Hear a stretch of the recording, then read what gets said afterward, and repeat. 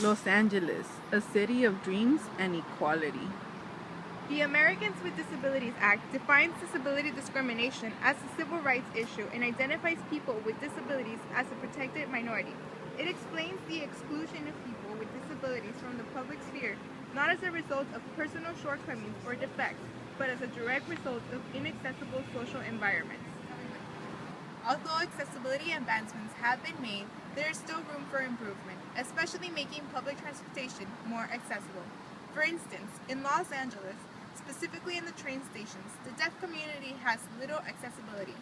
Further improvements in technology need to be made, such as adding scrolling marquees, teletypewriters, also known as TTYs, and visual emergency alerts. Train will be departing in 809. 809 is the departure to 7th Convention Center. One of the most important things to know at the train station is when your train is arriving and whether there are any delays. While vocal announcements are made for hearing people, this is not accessible for deaf individuals. Scrolling marquees would make announcements at the train station accessible to deaf passengers.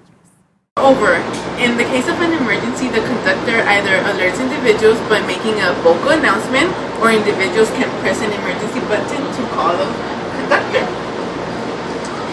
This makes the emergency announcements accessible to hearing but not deaf individuals. Adding TTYs on subways provides accessibility to the deaf population because it facilitates communication between the conductor and deaf individuals.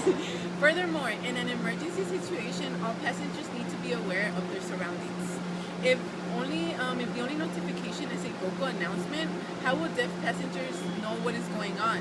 It is important for there to be a visual emergency system so that everyone will be aware of the situation at hand. This is an issue of safety, which can be improved. Overall, some of these adjustments could also benefit hearing individuals. For instance, hearing individuals tend to multitask when riding the subway. Thus, visual representation may be useful. If hearing individuals are engaged in listening to music, they are not as attentive when announcements are made. Thus, if an emergency occurs and the flashing lights are used, it increases accessibility for hearing and non-hearing individuals. Over the years, the deaf community has been unable to fairly access services that most Americans take for granted. Until recently, the ADA has opened the world to people with hearing impairments. Title II of the ADA Act requires that transportation terminals must be accessible to people with hearing impairments, which requires that TTYs and amplified telephones, among other features, must be available.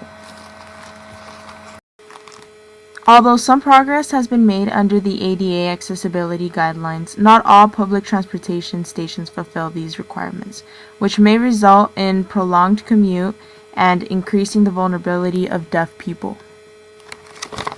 Maybe one day, Los Angeles, like Chicago, San Francisco, and other deaf-friendly cities around the United States, will consider the deaf voice and accessibility for all.